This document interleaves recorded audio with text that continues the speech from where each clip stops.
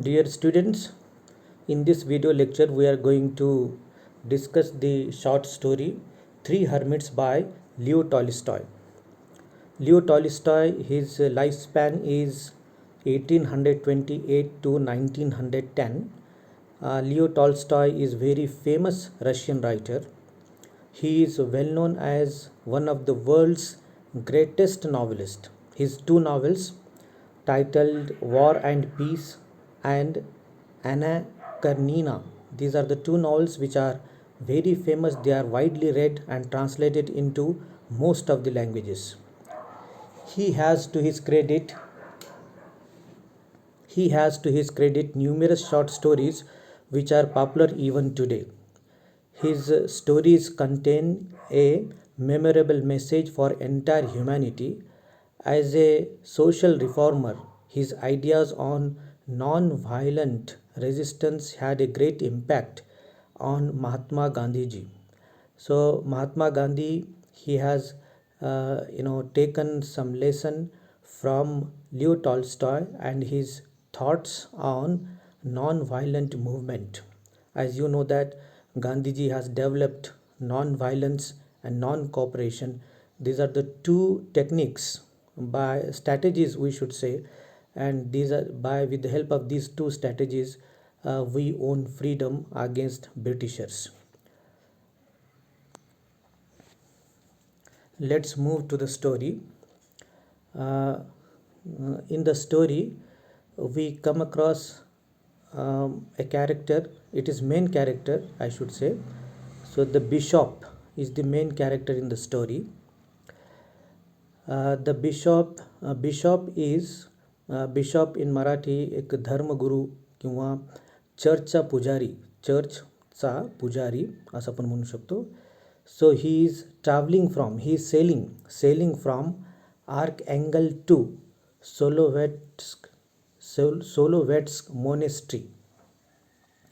So monastery is a church actually. In the church the monks in the church the pilgrims, they stay there and they stay there, they rest there, and they pray God and they learn many things about Christianity. So that is monastery एक असं ठिकाण असतं, मोठी church असते जिथं जे काही धार्मिक यात्रेकरू आहेत किंवा बिशॉप आहे, फादर ज्याला आपण म्हणतो, जे चर्चचे इन्चार्ज असतात, ते तिथं थांबतात, ते ख्रिश्चॅनिटीचा अभ्यास करतात, बायबलचा अभ्यास करतात. सर्व धार्मिक कार्य मोनेस्ट्रीमध्ये चालतं. तर मोनेस्ट्री सोलोव्हेट्स्की मोनेस्ट्री इथं आर्क एंगल या ठिकाणाहून सोलोव्हेस्ट मोनेस्ट्रीला प्रवास करत होते. त्या प्रवासामध्ये एक बिशॉप होता आणि बरेच बाकीचे धार्मिक यात्रेकरू होते, पिलग्रिम्स होते. There were number of pilgrims on the vessel. Vessel means a large boat or a ship, you can say.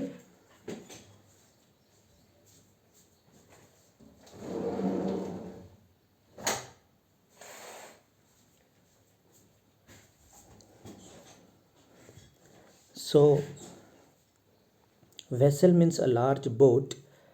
On the large boat there were many pilgrims and a bishop was also there. And on that day the atmosphere was very beautiful, calm and quiet.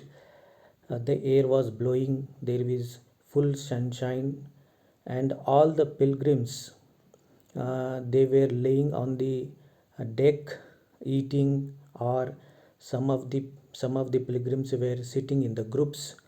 They are talking each other, they are discussing with each other. And there was a bishop, he was also traveling, that we have seen. He too came on the deck and he found that a group of men were listening to a fisherman who was pointing towards an island. असं एकंदरीत वातावरण आहे. Story जेव्हा सुरुवात होते त्यावेळेस आपल्याला सांगितलं जातं की आर्क एंगल या ठिकाणाहून सोलोव्हेट्स्क मोनेस्ट्रीला प्रवास सुरू आहे. प्रवास हा समुद्र प्रवास आहे. तर त्यावर या बोटवर, ही खूप मोठी बोट आहे, या बोटवर एक बिशॉप आहे आणि बाकीचे पिलग्रिम्स आहेत. पिलग्रिम्स म्हणजे धार्मिक यात्रेकरू. हे सगळे त्या सोलोवेट्स्क मोनेस्ट्रीला चाललेले आहेत. सोलोवेस्क मोनेस्ट्रीला व्हिजिट देत आहेत.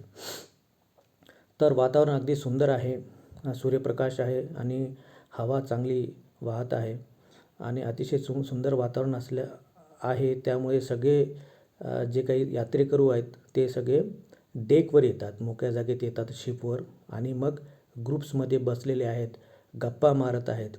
आणि एक मात्र ग्रुप, एका जो मासे पकडणारा फिशरमन आहे, तो काहीतरी सांगत आहे त्या बाकीच्या लोकांना आणि बाकी सगळे ऐकत आहेत. आणि एका दिशेने तो खुणावत आहे आणि त्या दिशेमध्ये एक आयलंड आहे, एक बेट आहे आणि त्या बेटेच्या दिशेनं काही खुणावत आहे आणि तो काही सांगत आहे. हे असं एकंदरीत वातावरण या स्टोरीमध्ये अगदी सुरुवातीला आपल्याला दिसतं.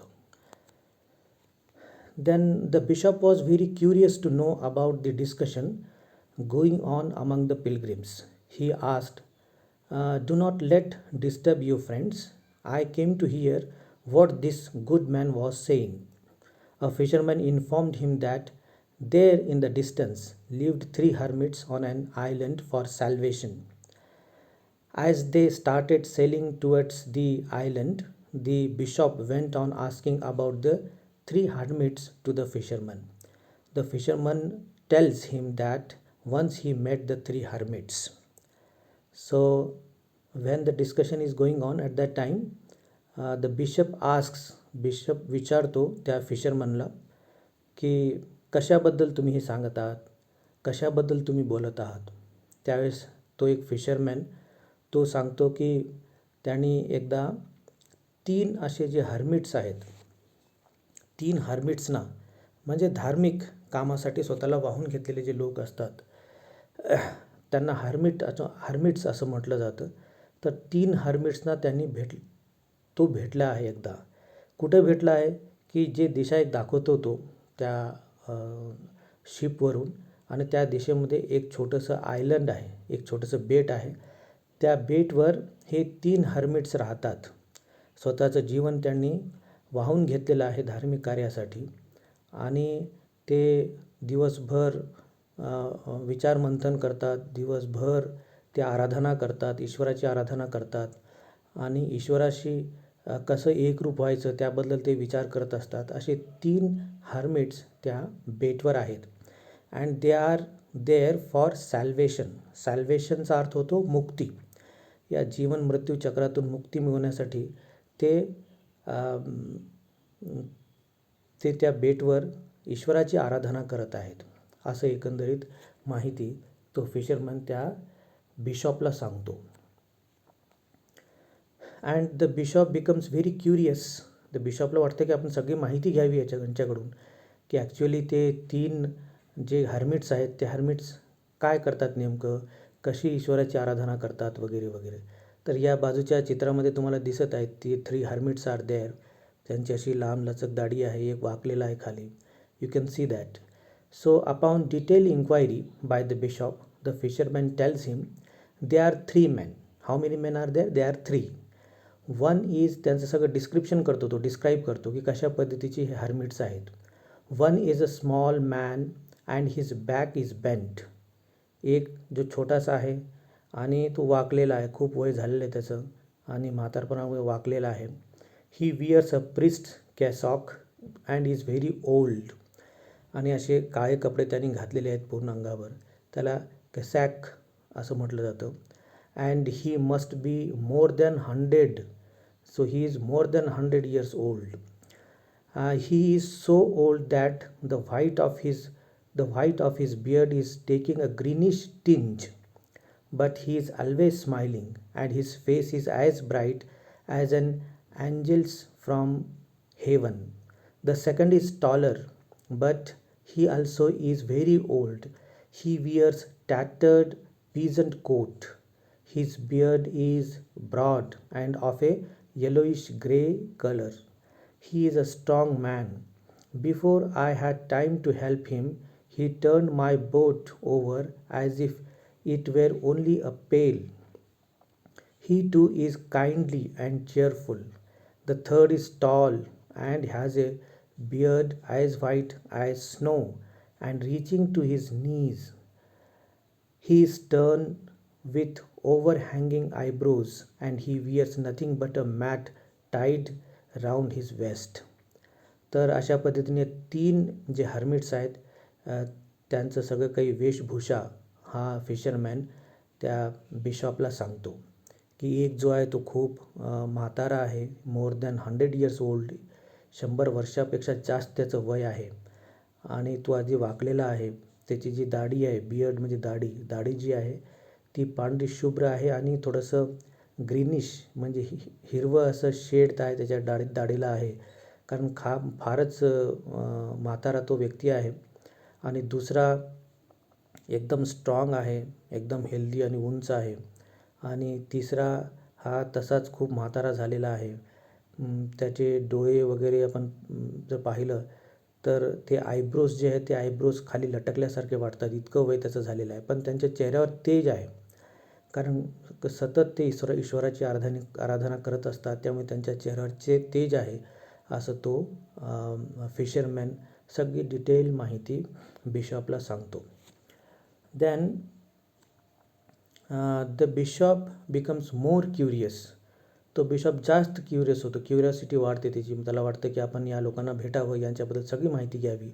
मग तो पुन्हा प्रश्न विचारतो त्या फिशरमनला. He asks again a question, and did they speak to you? For the most part the fisherman answers. जेव्हा फिशरमॅनला तो विचारतो की ते तुम्हाला काही बोलले का? Have you spoken with them? Then the fisherman answers, for the most part they did everything in silence and spoke but little even to one another. One of them would just give a glance and the others would understand him. I asked the tallest whether they had lived there long. He frowned and muttered something as if he were angry. But the oldest one took his hand and smiled, and then the tall one was quiet. The oldest one only said, "Have mercy upon us," and he smiled. तर ते काय बोललेत का असा प्रश्न जेव्हा तो विचारतो त्या यांना, त्या फिशरमनला तो बिशॉप विचारतो, त्यावेळेस त्याला असं उत्तर देण्यात येतं फिशरमॅनकडून की ते काही बोलत नाहीत जास्त. They don't speak more. For the most part they keep silence. ते शांतता राखतात, बोलत नाहीत, शांततेनं ईश्वराची आराधना करत असतात. फक्त एकच वाक्य तो बोलतो, त्यातला एक जो म्हातारा असतो, सगळ्यात जास्त वय ज्याचं असतं, तो एकच वाक्य बोलतो. ते वाक्य म्हणजे have mercy upon us. This is the only sentence he utters. While the fisherman was talking they neared the island. Now the bishop could see a dark streak which was the island. मग असं बोलत बोलत चर्चा करत असताना तो जे जहाज आहे, ते शिप आहे, ते शिप अगदी थोडंसं जवळ येतं त्या आयलंडच्या. पण त्याच्यापेक्षा अगदी जवळ आयलंडच्या जाऊ शकत नाही ते ship. And as the ship could not move further closer to the island, the captain of the ship arranged a boat for the bishop to sail to the island. मग तो बिशॉप त्या कॅप्टनला भेटतो आणि तो म्हणतो की जर हे शिप जर अजून जवळ जाऊ शकत नसेल त्या आयलंडच्या, जिथं 3 हर्मिट्स राहतात, हे 3 हर्मिट्स आहेत, तर तिथं त्याला एक छोटी बोट द्यावी. त्या बोटच्या साहाय्यानं तो त्या आयलंडपर्यंत जाऊ इच्छितो आणि तिथं त्या 3 हर्मिट्सना भेटू इच्छितो आणि त्यांच्याशी काही संभाषण करू इच्छितो, काही शिकण्यासारखं असेल तर शिकू इच्छितो. हे सगळं बोलल्यानंतर मग तो कॅप्टन जो असतो बोटचा, तो एक बोट अरेंज करतो. एक बोटमॅन बसला असतो त्यामध्ये आणि मग हा बिशॉप मध्यभागी, त्याला एक खुर्ची ठेवण्यात येते त्या बोटच्या. तो खुर्चीवर बसतो आणि मग त्यांचा प्रवास त्या आयलंडच्या दिशेनं सुरू होतो. A boatman rode the boat with the bishop to the island. As they were close to, the bishop looked through his telescope and found that there were 3 men standing on the shore. So मग bishop त्या दिशेनं, बिशॉपची जी छोटी बोट आहे, ती छोटी बोट त्या आयलंडच्या दिशेनं जायला लागते. आणि थोड्या वेळानंतर तो बिशॉप आपल्याकडे टेलिस्कोप त्याची असते त्याच्याकडे, तो टेलिस्कोप घेतो आणि पाहतो त्याच्यातून, दुर्बीण असते ते पाहतो त्याच्यातून टेलिस्कोपमधून. तर त्याला दिसतं की 3 असे साधू लोक हर्मिट हे त्या आयलंडवर त्याला दिसायला लागतात. At last the bishop reaches to the island.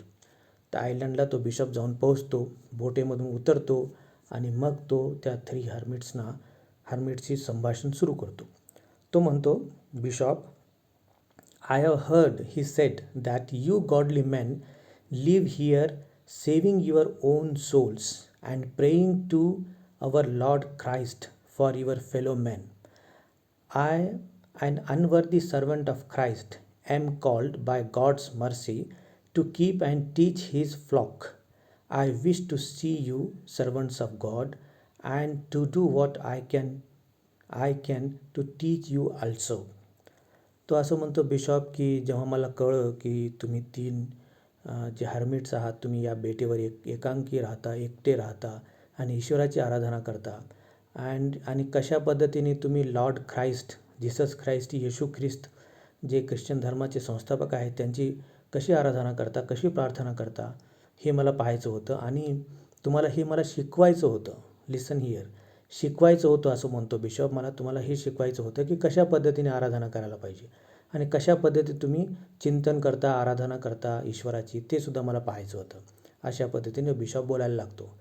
The old man looked at each other smiling but remained silent. ते काहीच बोलत नाहीत. हे जे 3 हर्मिट्स आहेत, साधू आहेत, ते काही बोलत नाहीत, एकमेकाकडे पाहतात आणि थोडंसं चेहऱ्यावर त्यांच्या हसू येतं. मग तो बिशॉप पुन्हा विचारतो, bishop, tell me, said the bishop, what you are doing to save your souls and how you serve God on this island. मग तो म्हणतो की मला हे सांगा की तुम्ही कशा पद्धतीने ईश्वराची आराधना करता, स्वतःचं जे अस्तित्व आहे, स्वतःचं जे काही मन आहे ते शुद्ध ठेवण्यासाठी, पवित्र ठेवण्यासाठी कशा पद्धतीने तुम्ही आराधना करता, हे मला तुम्ही सांगा.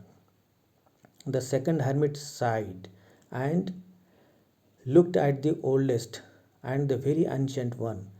The latter smiled and said. आणि शेवटी ते 3 हर्मिट्स एकमेकाकडे पाहतात आणि जणू काही विचार त्यांनी केलेला आहे आणि त्यातला एक बोलतो, we do not know how to serve God, we only serve and support ourselves, servant of God. आम्ही ईश्वराचे सेवक आहोत, तो असं म्हणतो. आणि तो असं म्हणतो की आम्हाला माहीत नाही कशा पद्धतीने ईश्वराची आराधना करायला पाहिजे, पण जे काही आम्ही आराधना वगैरे करतो साध्या पद्धतीने, ते स्वतःला वाचवण्यासाठी, या जे काही वाईट बाबी विचार मनात येतात त्यापासून स्वतःला सावरण्यासाठी आणि वाचवण्यासाठी आम्ही ईश्वराची आराधना करतो. But how do you pray to God, ask the bishop. Bishop म्हणतो की मग कशा पद्धतीने प्रार्थना करता, तुमची प्रार्थना काय आहे नेमकं ते सांगा. Then the 3 hermits say, we pray in this way, replied the hermit, 3 are ye, 3 are we, have mercy upon us. 3 are ye, तुम्ही 3 आहात, आम्ही 3 आहोत, आमच्यावर दया करा, अशा पद्धतीने ट्रान्सलेट होईल मराठीत. 3 are ye, 3 are we, have mercy upon us. फक्त एवढंच एक वाक्य ते पुन्हा पुन्हा पुटपुटत असतात आणि अशा पद्धतीने ईश्वराची आराधना करतात. And what the old man said this, all 3 raised their eyes to heaven and repeated, 3 are ye, 3 are we, have mercy upon us. आणि असं म्हणल्यानंतर बिशॉपला खूप हसू येतं. He smiles. तर इथं आपल्याला थोडंसं समजून घ्यायला पाहिजे की व्हॉट इज 3. तर बिशॉप तिथं सांगतो की you have evidently heard something about the holy trinity, he said, but you do not pray right. You have won my affection, godly man. I see you wish to please the lord, but you do not know how to serve him. That is not the way to pray, but listen to me, and I will teach you. I will teach you not a way of my own, but the way in which God in the Holy Scriptures has commanded all men to pray to him. मग तो bishop म्हणतो, एक तर स्पष्ट आहे तुमच्या प्रेमधून, जे काही प्रार्थना तुम्ही करता त्यातून एक बाब तर स्पष्ट आहे की तुम्ही होली ट्रिनिटीबद्दल काहीतरी ऐकलेलं आहे. होली ट्रिनिटी म्हणजे काय, इथं बाजूला मी इथे दिलेलं आहे एका डायग्राममध्ये. Holy trinity as per the Christian doctrine, the holy trinity holds the God is one God and exist in the form of three, the father, the son and the holy spirit. म्हणजे जी ख्रिश्चॅनिटीमध्ये ही असा एक समज आहे, समज नाही, अशी एक शिकवण आहे की गॉड इज वन, ईश्वर एकच आहे, पण it manifests itself in three form. पण त्याचं जे अस्तित्व आहे ते तीन बाबीमध्ये आपल्याला दिसतं. कोणकोणते? The father, God is the father, the father एक. दुसरं द सन, सन कोण आहे तर जीसस क्राइस्ट, येशू ख्रिस्त होता, the son. And the third one is the holy spirit. या तीन फॉर्ममध्ये ईश्वर दिसतो, ईश्वराचं अस्तित्व आहे असं ख्रिश्चॅनिटी मानते. त्याला म्हटलं जातं होली ट्रिनिटी. मग त्या होली ट्रिनिटीबद्दल तुम्ही ऐकले आहात असं तो बिशॉप म्हणतो. And the bishop began explaining to the hermits how God had revealed himself to man, telling them of God the father, the God the son and God the holy ghost. अशा पद्धतीने Bishop ते ट्रिनिटीचं जे महत्त्व आहे ते महत्त्व त्यांना सांगतो त्या थ्री हर्मिट्सना. And he says God the son came down on earth, said he, to save man, and this is how he taught us all to pray, listen and repeat after me. मग तो म्हणतो की God the सन हे धर्तीवर आले, अवतरित झाले येशू ख्रिस्ताच्या स्वरूपात, आणि येशू ख्रिस्ताने लोकांना ज्ञान दिलं की ईश्वराची आराधना कशी करायची, जीवन कसं जगायचं वगैरे वगैरे. आणि तिथूनच ख्रिश्चन धर्माचा उदय झाला. आणि तो म्हणतो, बिशॉप सांगतो की अशा पद्धतीने जे होली स्क्रिप्चर आहे, जे बायबल आहे, बायबलला होली स्क्रिप्चर असं म्हटलेलं आहे. तर बायबल आहे, त्या बायबलमध्ये कसं सांगितलेलं आहे, कशा पद्धतीने प्रार्थना करायची हे सांगितलेलं आहे, ते मी तुम्हाला सांगतो आहे असं तो म्हणतो. And then he tells and he tell God the son and he tells to repeat after him. त्याच्यानंतर रिपीट करा असं तो सांगतो. And the first old man repeated after him, our father. And the second said, Our Father. And the third said, Our Father, which art in heaven. Our Father, which art in heaven. The hermit repeated, which art in heaven. But the second blundered over the words, and the tall hermit could not say them properly. His hair had grown over and his mouth so that he could not speak plainly. The very old hermit, having no teeth, also mumbled indistinctly.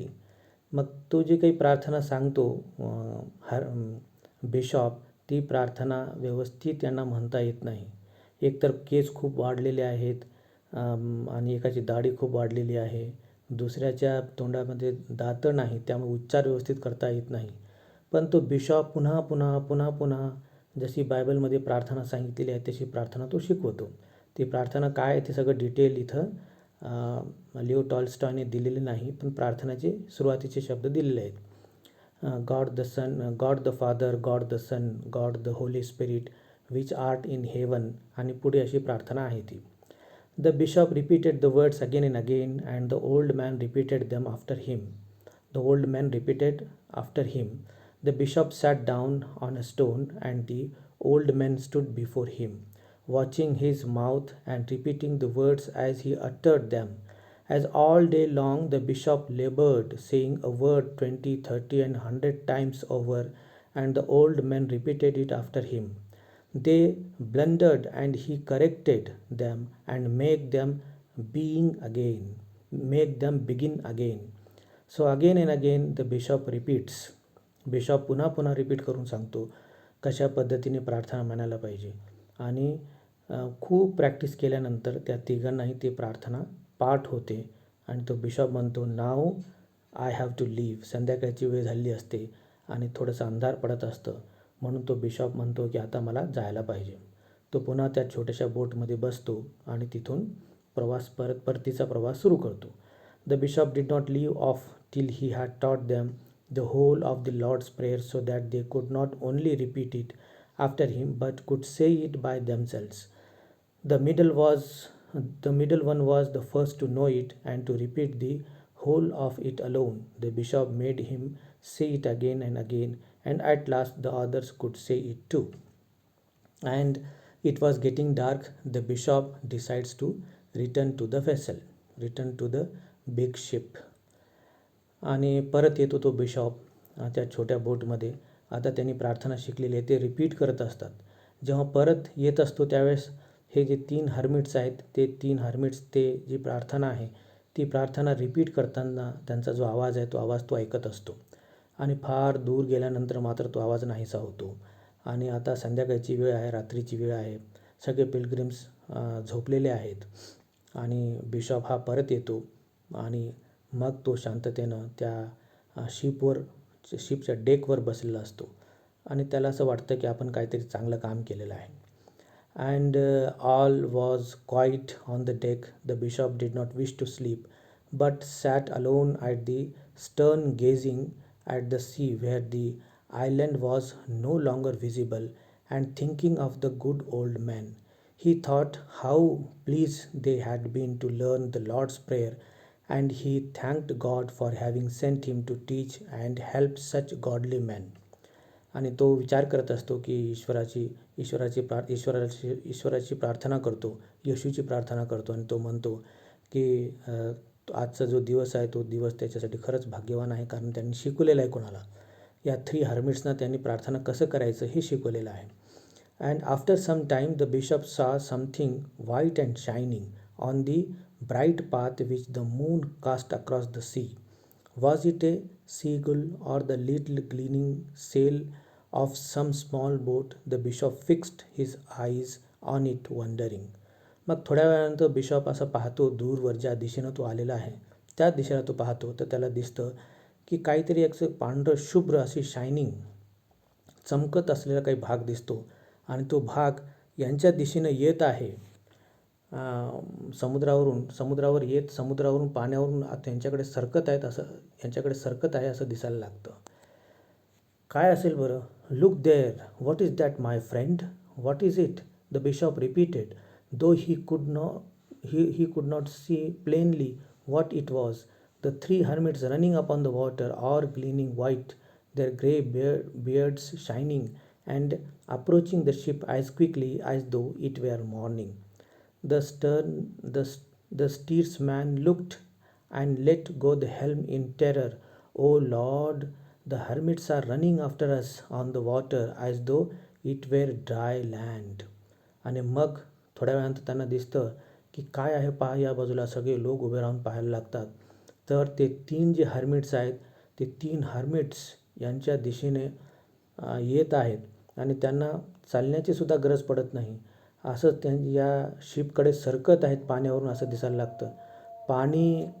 पाण्यावर अशा पद्धतीने ते चालतात जणू काही ही जमीनच आहे. पाण्यावरून सहज चालतात ते. याच्यावरून आपल्याला लक्षात येतं त्यांच्याकडे काहीतरी दैवी शक्ती उत्पन्न झालेली आहे आणि सहजगीत्या ते चालत आहेत असं दिसायला लागतं. The passengers, hearing him, jumped up and crowded to the stern. They saw the 3 hermits coming along hand in hand, and the 2 outer ones beckoning the ship to stop. All 3 were gliding along upon the water without moving their feet. Before the ship could be stopped, the hermits had reached it, and raising their heads, all 3 as with one voice began to say. मग ते जवळ येतात त्या आणि सगळे घाबरलेले आहेत. अगदी जवळ येतात त्या शिपच्या आणि या तिथं बोलतात जोरात आणि ते म्हणतात की we have forgotten your teaching, servant of God. As long as we kept repeating it we remembered, but when we stopped saying it for a time, a word dropped out, and how it has all gone to pieces. We can remember nothing of it. Teach us again. त्या बिशॉपला ते सांगतात की तुम्ही आम्हाला शिकवलं त्यावेळेस आमच्या लक्षात होतं, पण जशी आम्ही थोड्या वेळासाठी थांबलो त्यानंतर एक शब्द त्यातून गायब झाला. मग दुसऱ्या वेळेस पुन्हा एकदा थांबलो तर पुन्हा दुसरा शब्द गायब झाला. अशा पद्धतीने पूर्ण जी प्रार्थना आहे ती प्रार्थना आम्ही विसरलो, आम्हाला पुन्हा एकदा शिकवा. The bishop crossed himself and leaning over the ship's side said, "Your own prayer will reach the Lord. Men of God, it is not for me to teach you. pray for us sinners. And the bishop bowed low before the old men, and they turned and went back across the sea. And a light shone until daybreak on the spot where they were lost to the sight. आणि जेव्हा त्या बिशॉपला सांगतात की आम्हाला पुन्हा एकदा ती प्रे शिकवा, तर तो बिशॉप म्हणतो, नाही, मी तुम्हाला प्रे शिकवूच शकत नाही, कारण तुम्ही दैवी शक्ती तुमच्यात अतिशय अगदी निर्माण झालेली आहे. तुम्ही पाण्यावरून ज्या पद्धतीने चलत येताना दिसले आणि ज्या पद्धतीने जे प्रकाशमान असं तुमचे जे काही तुम्ही दिसत आहात, त्यावरून निश्चित तुम्ही फार मोठे आहात असं दिसतंय. म्हणून मी तुम्हाला शिकवू शकत नाही. उलट तुम्हीच आमच्यासाठी प्रार्थना करा की आम्ही जे काही कामं करतो या जगामध्ये, जे काही चुकीचे काम आमच्या हातून घडतात, त्याच्यासाठी आमच्यातर्फे तुम्ही माफी मागा, म्हणजे आम्हाला माफी मिळेल. आणि तुम्हाला शिकवणं मला शक्य नाही. यू आर गॉडली मॅन, तुम्ही ईश्वराची माणसं आहात, असं तो म्हणतो. या इथं स्टोरी संपते. तर या स्टोरीमध्ये आपल्याला काय शिकायचं आहे? What moral lesson we can draw? Through this short story, Tolstoy shows how individual beliefs triumph over religious dogma. Religious dogma म्हणजे काय हे समजून घ्या. रिलिजियस डॉग्मा म्हणजे धार्मिक विधीबद्दल जे नियम तयार करण्यात आले आहेत, ते सगळे नियम आणि त्या नियमाप्रमाणेच ती विधी व्हायला पाहिजे असं आपण पुन्हा पुन्हा आपल्याला सांगितलं जातं. तर विधी आपल्याला येत नाही म्हणून आपण जे काही धर्मगुरू वगैरे असतात त्यांना बोलावतो आणि ती विधी पार पाडून घेतो. तर इथं लिव टॉल्स्टॉयला असं म्हणायचं आहे की तुमचे जे मन आहे, तुमचं मन कसं आहे ते फार महत्त्वाचं आहे. ही धार्मिक विधी, हे जो देखावा आहे, हा देखावा बरेच लोक करतात, पण मन मात्र त्यांचं पवित्र नसतं. इथं आपण पाहिलं, जे 3 हर्मिट्स आहेत त्यांच्याकडे कोणताच देखावा नाही. त्यांना हे सुद्धा माहीत नाही की कशा पद्धतीने प्रार्थना करावी, ती प्रार्थना कशी केली जाते हे सुद्धा त्यांना माहीत नाही. पण त्यांचं मन अतिशय पवित्र असल्यामुळे त्यांच्याकडे तशी शक्ती निर्माण झालेली आहे, आपण पाहिलेलं आहे. म्हणून आपलं मन पवित्र असलं पाहिजे, विचार पवित्र असले पाहिजेत. हे धार्मिक विधी वगैरे हे सगळे काही निर्माण केलेले आहेत माणसाने, याला तेवढं महत्त्व नाही, असं लिओ टॉल्स्टॉयचं म्हणणं आहे. आणि दुसरं इथं एक बायबलमधून घेतलेल्या काही ओळी आहेत, ते ओळी मी तुम्हाला वाचून दाखवतो आहे. And in praying use not vain repetitions, and in praying use not vain repetitions as the gentiles do, for they think that they shall be heard for their much speaking. Be not therefore like unto them, for your Father knoweth what things ye have need of before ye ask him. तर हे जे बायबलमधले घेतलेले ओळी आहेत, हे ओळी असे सांगतात की पुन्हा पुन्हा अशी प्रार्थना रिपीट करून, शब्द रिपीट करून, पुन्हा पुन्हा उच्चारून एखादे शब्द, एखादी ओळ काहीच फायदा होत नाही. तुम्हाला असं वाटत असेल की असं पुन्हा पुन्हा उच्चारण केल्यामुळे ईश्वर तुमचं ऐकतो आणि तुमची जे काही मागणी आहे ती मागणी पूर्ण करतो, असं अजिबात नाही. पुढे काय सांगितलेलं आहे की ईश्वराला माहीत आहे की तुम्हाला कशाची गरज आहे, म्हणून देखावा करण्याची अजिबात गरज नाही. तुम्ही आंतरिक मनानं प्रार्थना करायला पाहिजे. So, Leo Tolstoy, through this short story, criticizes organized religion, particularly the Russian Orthodox Church, for sanctioning exploitation of commons. इथं लिओ टॉल्स्टॉय काय क्रिटिसाइज करतो, कशाच्या विरोधात, इथं इनडायरेक्टली आपल्याला सांगतो या स्टोरीमध्ये की जे काही धार्मिक विधी आहेत आणि ते धार्मिक विधी त्याप्रमाणेच झाले पाहिजेत.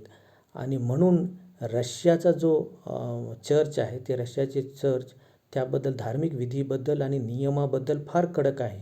आणि नियम, धार्मिक विधी ज्याबद्दल कडक असल्यामुळं सर्वसामान्यांचं मात्र त्यामध्ये शोषण होतं. असं शोषण व्हायला नको, हे सुद्धा लिओ टॉल्स्टॉयला या स्टोरीमधून सांगायचं आहे. Here the story ends.